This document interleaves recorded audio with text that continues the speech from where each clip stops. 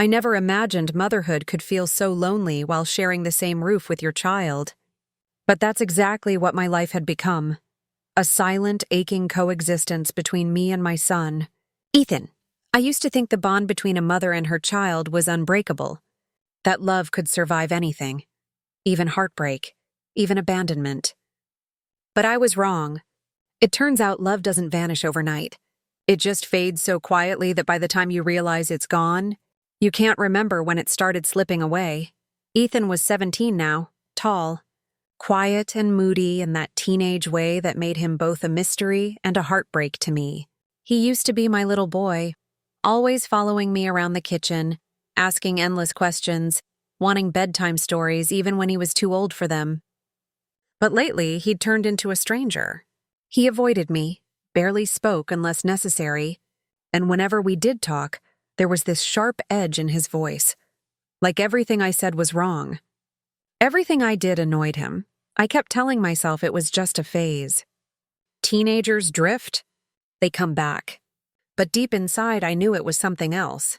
Something heavier, colder, like a wall between us that neither of us built intentionally, but somehow ended up trapped behind. I think it all began after his father, Daniel, left us. That day is etched into my memory with the kind of clarity that still hurts when I think about it. It was raining. I remember standing by the kitchen counter, my hands still wet from washing dishes, watching him throw clothes into a suitcase. He didn't yell. He didn't even argue. He just said he needed to find himself. Those were his exact words. Find himself. As if what we had, me, Ethan, this home, had been nothing but a distraction from the man he was trying to be.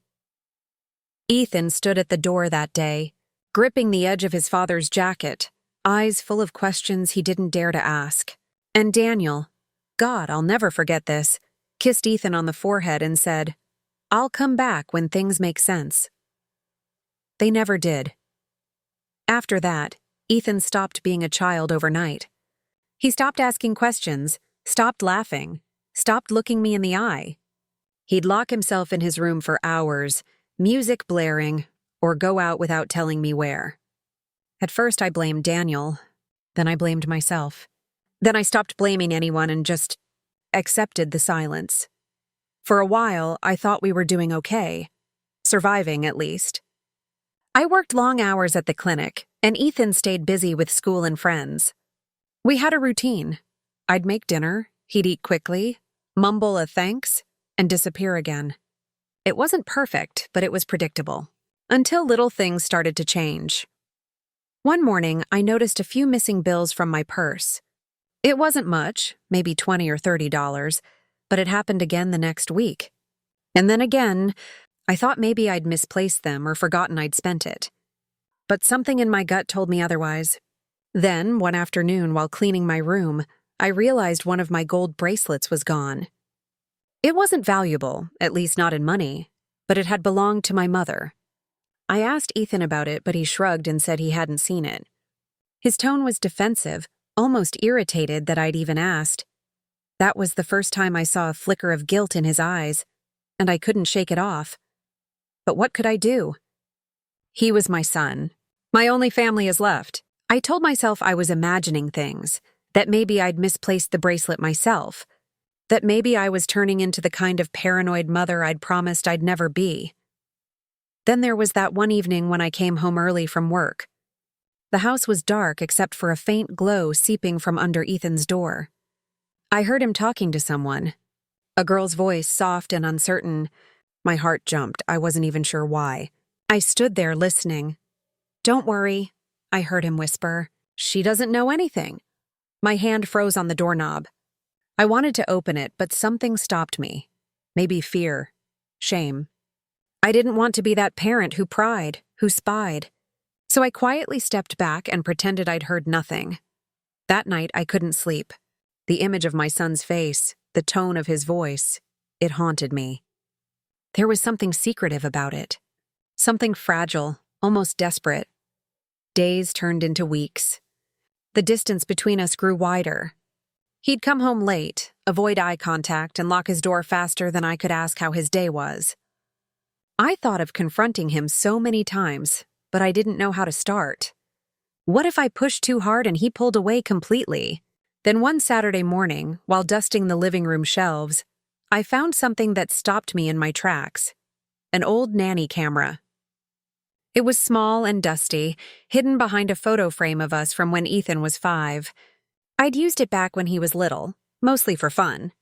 It hadn't worked in years. The battery had died, and I'd never bothered fixing it. I picked it up, turning it over in my hands, smiling bitterly at how time had flown. There we were in the photo beside it, Ethan with chocolate smeared on his face, me laughing behind him, Daniel taking the picture. We looked like a family back then. A real one. Without thinking much, I plugged the camera into the wall. The tiny red light flickered to life. I couldn't believe it still worked. Out of curiosity, I downloaded the old app on my phone and reconnected it to our Wi-Fi. Within seconds, the image popped up. The same living room I was standing in, slightly distorted from the old lens but functional. I smiled to myself, shaking my head. It felt strange, like finding a piece of the past I hadn't meant to uncover. I told myself it might be useful, just in case of a break-in or something. That was the excuse I gave myself. Deep down, maybe I wanted to know what happened in this house when I wasn't looking, but I didn't tell Ethan. I didn't even think it mattered. That night, I went to bed early.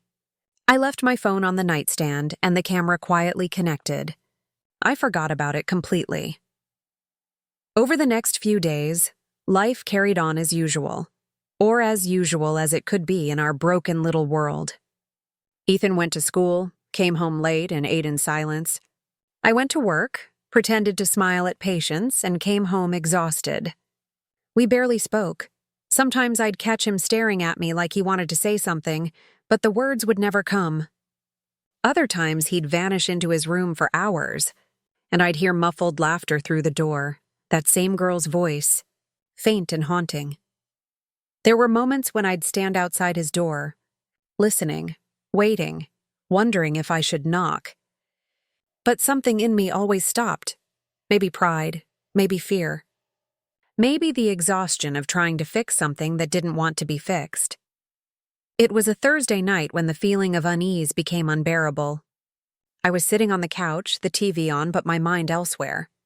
There was this constant knot in my chest, the kind of anxiety that doesn't have a clear cause, only a presence. I scrolled through my phone mindlessly, checking messages, bills, anything to distract myself. That's when I noticed the camera app was still installed. For a brief moment, I wondered if it was even still connected. I hadn't opened it since the day I set it up. So without thinking much, I tapped the icon. The screen came alive instantly. A grainy, live view of the living room. Nothing unusual. The soft hum of the refrigerator, the empty couch, the dim light. It was past midnight after all. I watched for a few seconds, then locked my phone. I don't know why I did it. Maybe out of habit, maybe instinct. I told myself it was nothing. I told myself to stop being paranoid, but somewhere deep inside, I couldn't shake the feeling that something was brewing, that this quiet tension in the house was just the calm before a storm. The next few days felt heavier. Ethan became even more secretive. He'd take longer showers, leave earlier, and avoid eye contact completely. I noticed him sneaking glances at me like he was hiding something, and that look, that guilt, tore through me. Still, I said nothing. I cooked his favorite meals, waited for him at dinner, and tried to start conversations. All met with silence. One night, when I asked if everything was okay, he snapped, his voice sharp, angry, defensive. "Stop treating me like a kid, Mom. I'm fine." He stormed off to his room, slamming the door behind him. The echo of that door haunted me long after he was gone. I sat alone in the kitchen, staring at his untouched plate. That's when I realized how far we'd drifted. My own son, the boy I'd raised, the boy I'd held when he had nightmares, was now a stranger who couldn't even sit through dinner with me. I stayed up late that night, restless. I wandered through the living room, cleaning things that didn't need cleaning. The house felt so empty it almost had an echo. Then I noticed the little red light on the nanny cam blinking faintly from behind the photo frame. It was still on. Still recording. For a moment, I thought about unplugging it. What was the point? But then something in me whispered, leave it. Maybe I didn't want to see what was wrong because I was afraid of confirming what I already suspected, that something was wrong. So I left it on. And as I walked up the stairs to bed, I didn't realize I was walking straight toward the night that would change everything. The following Sunday, I woke up earlier than usual. It was raining, just like the day Daniel left. The smell of wet earth seeped through the open window, and for some reason I felt uneasy. I went downstairs to make coffee, scrolling absent-mindedly through my phone. That's when I saw it. A tiny notification at the top of the screen. Motion detected. Living room camera. I frowned. It was 10:47 p.m. the previous night. I hadn't been awake then. Curiosity tugged at me. My thumb hovered over the notification for a moment before I tapped it. The app opened. The footage began to play. At first, it was nothing. Just darkness. The faint glow from the TV screen reflecting on the wall. Then movement. Ethan walked into frame. He looked nervous, glancing over his shoulder like someone was following him. My heart started pounding for reasons I couldn't explain. He wasn't alone. A girl appeared behind him, young, maybe 16 or 17. Her hair was damp from the rain. She looked around nervously, and then Ethan did something that made my blood run cold. He reached under the couch cushion and pulled out a small envelope. He handed it to her. She opened it. Inside was money. My money. The footage froze on my screen for a second as the Wi-Fi lagged. But that image, my son secretly handing cash to a stranger, burned into my mind like a scar. I didn't know it then, but that was the moment everything in my life was about to unravel. I sat on the edge of my bed, my phone glowing in the dark, the little spinning circle loading the camera feed. I could hear the rain tapping against the window, soft but steady, like a heartbeat that wouldn't calm down. My hands were shaking, but I didn't know why. Maybe it was the curiosity, maybe the fear that I was about to see something I wasn't ready for. The footage began. The timestamp read 10:47 p.m.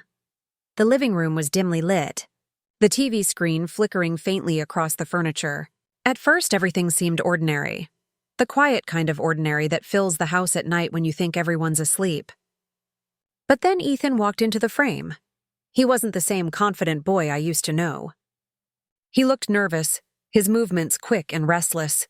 He ran a hand through his hair, looked over his shoulder twice, then started pacing back and forth in front of the couch. My stomach tightened. Why was he acting like that? Then the front door opened, just slightly, and a shadow slipped inside. It was a girl. She looked young, maybe 16, 17 at most. Her dark hair was tied up in a messy bun, and her clothes were drenched from the rain. She closed the door gently behind her, like she didn't want anyone to hear. Ethan hurried over to her, whispering something I couldn't make out. I leaned closer to my phone, my heart thudding so hard I could hear it in my ears. Ethan grabbed a towel from the couch and handed it to her. She smiled, faintly, the kind of smile you give someone you trust. Then he pulled the couch cushion up and reached underneath. When he stood back up, he was holding a small brown envelope. I didn't even need to see what was inside. I knew money. He gave it to her without hesitation. She took it, opened it, and started counting. My hands went cold. I paused the video and stared at the screen. It couldn't be. My mind raced with every possible explanation. Maybe it wasn't my money. Maybe it was something else. But no, I recognized that envelope. I had one just like it in my drawer. The one I used to keep spare cash for groceries and emergencies. My throat tightened. I pressed play again. The girl finished counting and slipped the envelope into her jacket. Then she looked up at him and said something that made my stomach twist. "You're sure your mom won't find out? She'd never help me if she knew who I was." Her voice was soft, but trembling. Ethan lowered his head, his face falling into shadows. "She doesn't have to know. Mia, you're my sister." My breath caught. The world around me seemed to tilt, my vision blurring. Sister? I thought I'd misheard him. My heart was pounding so fast I could barely breathe. I rewound the footage. Watched again. Slower. She doesn't have to know, Mia. You're my sister. No. No. That couldn't be right. He couldn't mean that, Mia. But deep down, I knew. Daniel. The man who walked out on us 2 years ago. The man who promised to come back when things made sense. The man who built a new life while I picked up the pieces of the old one. He had another daughter, younger with another woman. I'd heard about her once, through mutual friends. I never asked questions. I didn't want to know. That was his new family, not mine. I told myself it was none of my business. And yet there she was, in my house, taking money from my son. I couldn't look away. I watched as Ethan sat beside her, rubbing his palms together like he was trying to keep calm. She's getting worse, the girl said. Dad said he'd send something, but he hasn't. Mom's been crying every night. Ethan nodded. I tried messaging him, but he doesn't reply to me either. He sounded broken. I'd never heard that tone in his voice before. Not anger, not defiance, just raw helplessness. I'll keep helping, he said finally. I'll find a way. Don't tell anyone, okay? Especially not Mom. She'd lose it. Mia bit her lip. She hates me, doesn't she? Ethan hesitated. She doesn't even know you, but yeah. I think she hates what you represent. My chest tightened so painfully that I had to put the phone down for a moment. I buried my face in my hands and let out a quiet, strangled breath. He was right. I had hated the idea of her. Not because she was at fault, but because she reminded me of everything I'd lost, of the betrayal that shattered us. Daniel had replaced us like we were disposable. And that little girl was proof that my family was never enough for him, but I had never, not once, thought of what it meant for Ethan. I picked up the phone again.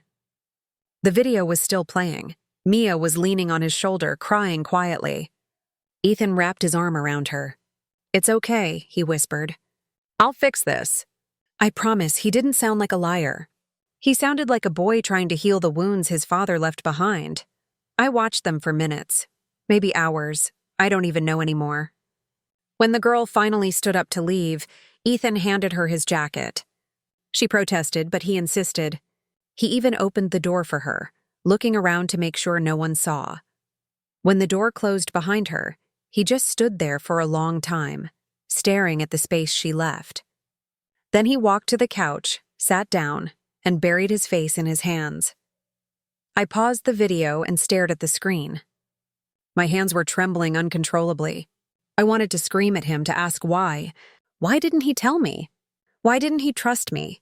Why does he think I'd hate her, hate him? But I already knew the answer, because I had made it too clear, with my bitterness, my anger, my silence, that Daniel's betrayal had poisoned everything around me. I'd never said it outright, but Ethan had felt it. Every time I referred to them, Daniel and his new family, my voice dripped with resentment. Every time Ethan mentioned his father, I shut him down. I told him not to talk about that man. I thought I was protecting him. But maybe all I did was drive him away. The irony stung. I'd spent so long trying to protect Ethan from pain, only to become the source of it. I replayed parts of the video again and again. The way Ethan's shoulders tensed when Mia mentioned Daniel. The way he looked ashamed, like he was betraying me just by helping her. The way he hid the envelope, carefully not to leave a trace. That was the part that broke me. He wasn't stealing for himself. He wasn't buying gadgets or hiding addictions. He was just trying to help. The tears came slowly at first, then all at once. I didn't even realize I was crying until the screen blurred and I couldn't see anymore. I wiped my face, but the sobs kept coming, quiet, raw, uncontrollable. I wasn't crying because he'd taken money. I was crying because I had failed him. I thought about all the times I'd scolded him for being cold, for not talking to me, for shutting himself away. I thought about the dinners we spent in silence, the countless chances I had to ask if he was okay, and didn't. I thought about the night I found him crying alone in his room after Daniel left. and how I just closed the door thinking he needed space. Maybe what he needed was me. The rest of that night felt endless. I didn't sleep. I couldn't. I just sat there in the dark, staring at the paused image of Ethan on the screen, his head buried in his hands, shoulders trembling slightly, all alone in the living room. Every few minutes, I'd think about confronting him, but then another thought would stop me. What would I even say? Would I yell? Cry? Hug him? I didn't know. By the time the sun started rising, I felt hollow. The light crept into the room slowly, washing everything in pale gray. My phone battery had died hours ago, but the image was still burned into my mind. I walked downstairs like a ghost. The living room was exactly as it had been in the footage.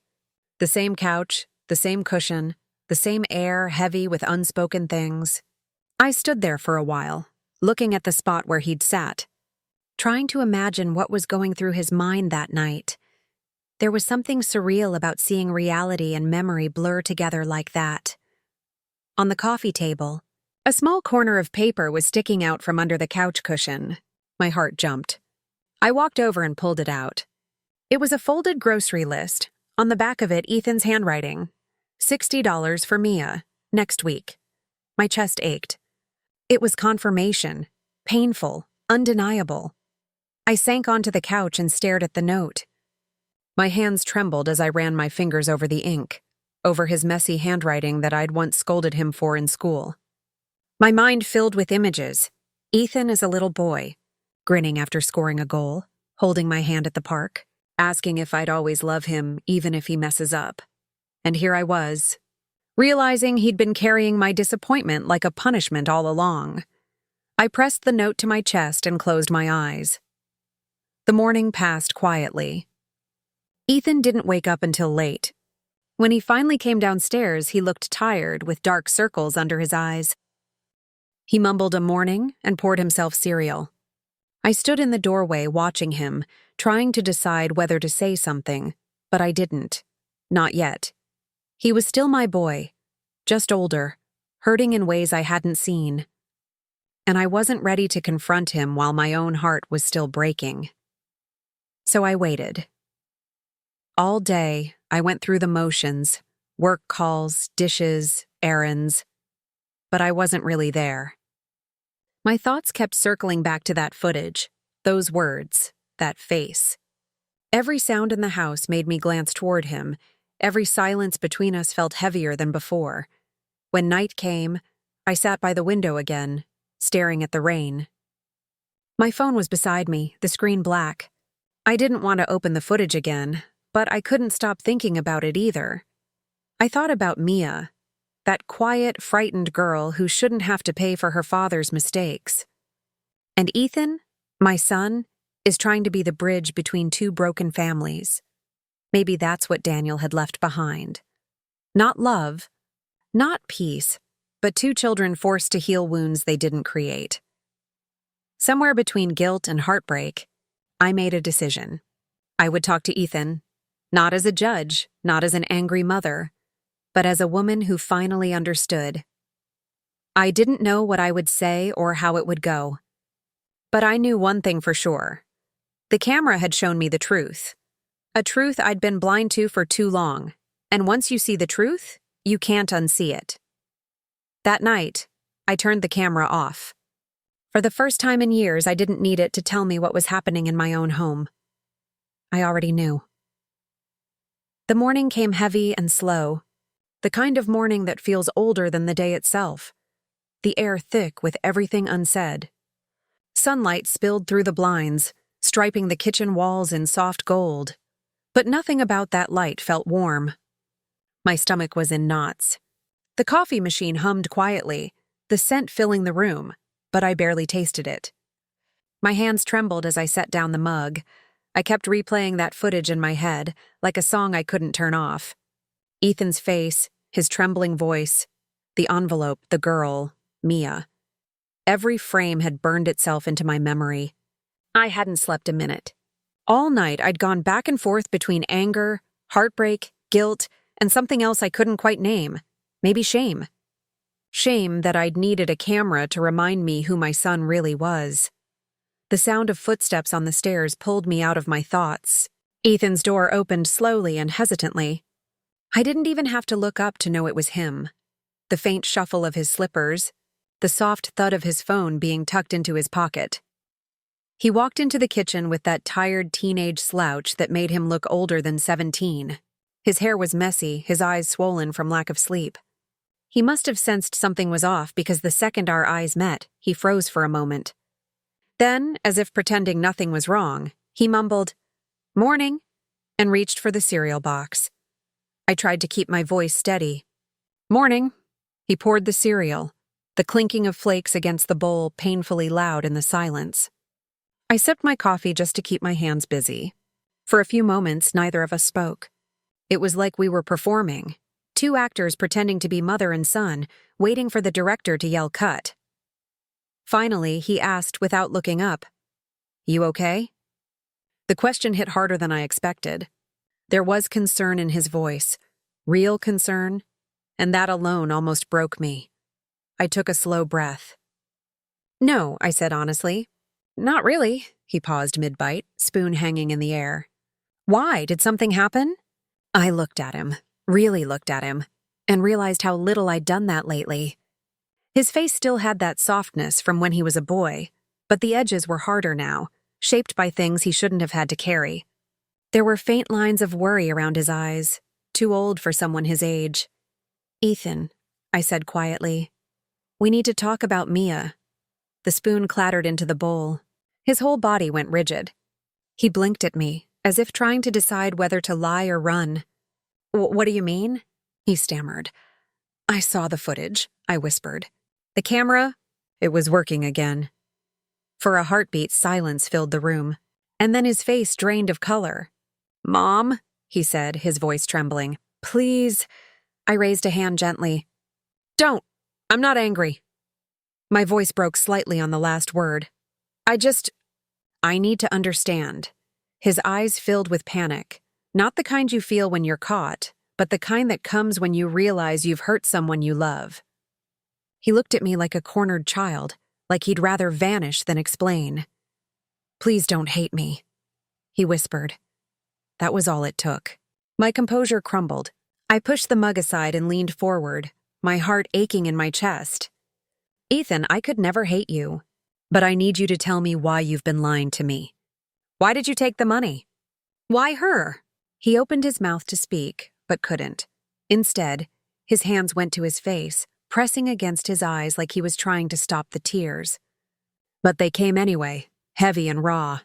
The sound of his crying, real, broken crying, ripped through me.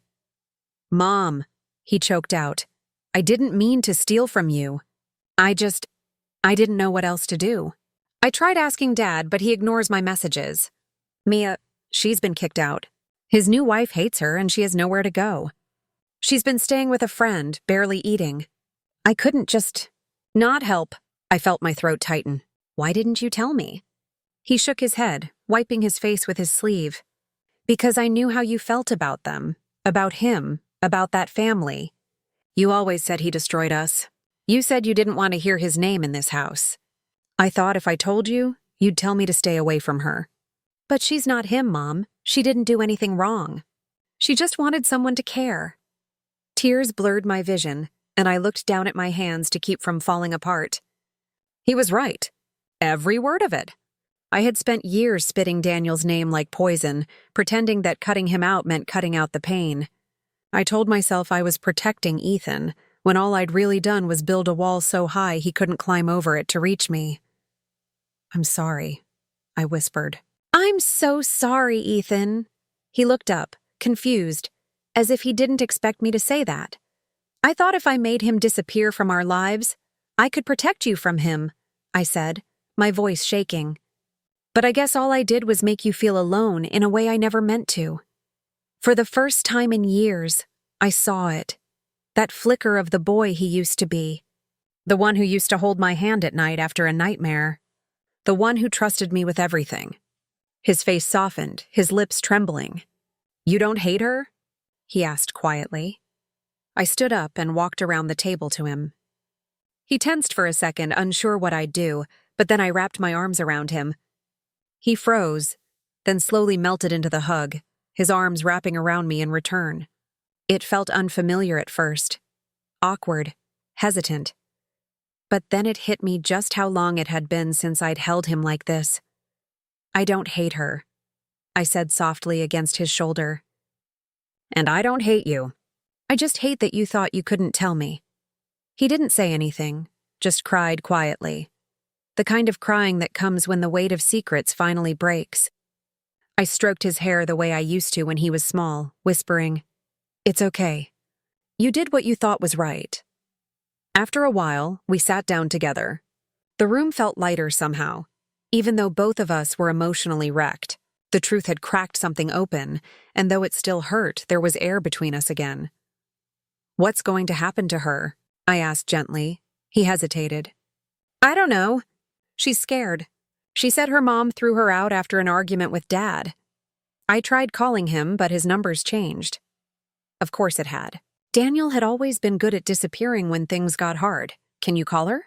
I asked. Ethan blinked, startled. "What?" "Call Mia," I said. "Tell her to come here." He stared at me, his eyes wide. "Mom, are you serious?" I nodded. "If she's his daughter, she's family. She's not the one who hurt us.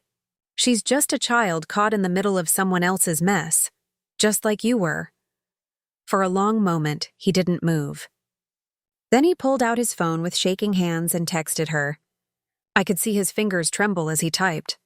"She'll come," he said after a few minutes. "She's nearby." Those next 20 minutes were the longest of my life. Every sound, every tick of the clock made my pulse quicken. I paced the living room, straightened cushions that didn't need straightening, and checked my reflection in the mirror even though I didn't care how I looked.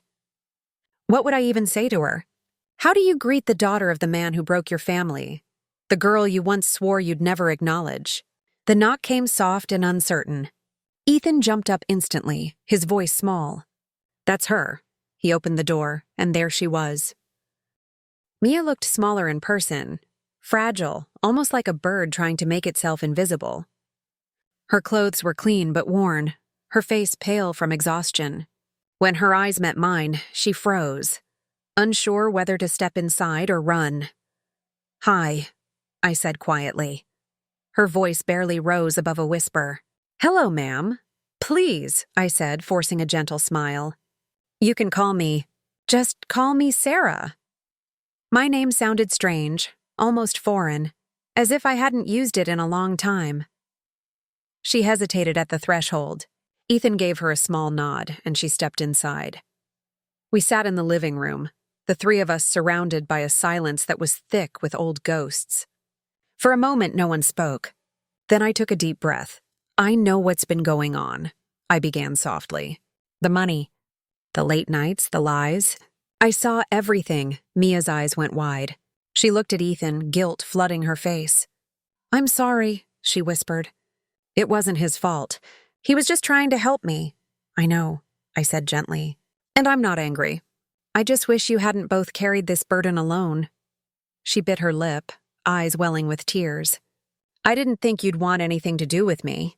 Dad said you'd never forgive him, that you hated him, and by extension, me." The words sliced through me.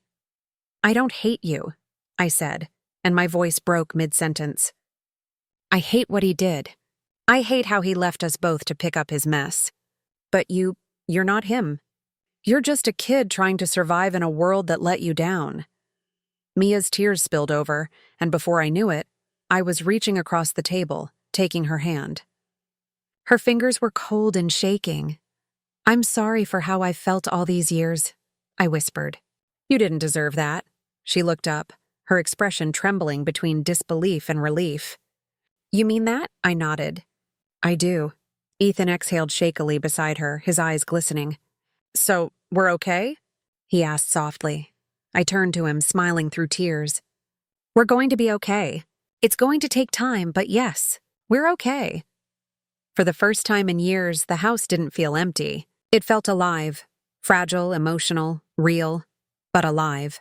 The three of us talked for hours. About Daniel, About the years he disappeared. About the lies he told to both families. About the pain that had quietly bound us together while we lived apart. Mia told me stories of the nights she and her mother waited for him to come home, the same way Ethan and I once had. She said he'd promised to take her to see Ethan one day, to make things right. But that day never came. As I listened, something inside me softened. I saw Daniel's eyes in her face, yes, but I also saw something he never had. Kindness, remorse, love. The kind of heart that wanted to heal, not destroy. By evening, the rain had stopped. The sun dipped below the horizon, painting the sky in shades of orange and violet. The three of us sat on the porch, quiet now, watching the light fade. Mia leaned her head against Ethan's shoulder. I rested mine against the doorframe, my chest full but calm. The silence between us wasn't heavy anymore. It was peace. That night, when I went back inside, I looked at the old nanny camera still blinking from the corner of the room. I walked over, unplugged it, and held it in my hand. For years, I'd used that little device to make myself feel safe, to watch over what I thought I couldn't control. But it had taken that same camera showing me the truth to remind me of something simple. Some things in life aren't meant to be recorded. They're meant to be lived. I set the camera down gently and whispered to myself, "No more watching, just living." And for the first time in years, I believed it.